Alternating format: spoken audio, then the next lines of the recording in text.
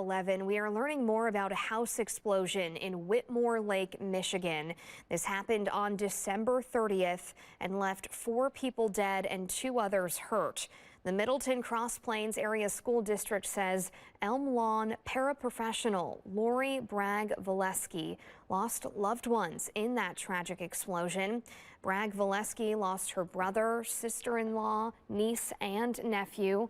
Her other nephew is in stable condition, and her sister-in-law's father is in critical condition. The school district is asking community members here to support Lori during this difficult time. There is a GoFundMe page set up to help the surviving family members as they continue to recover from this tragedy. You can find a link to those resources if you'd like to help out over on our website, WMTV15news.com.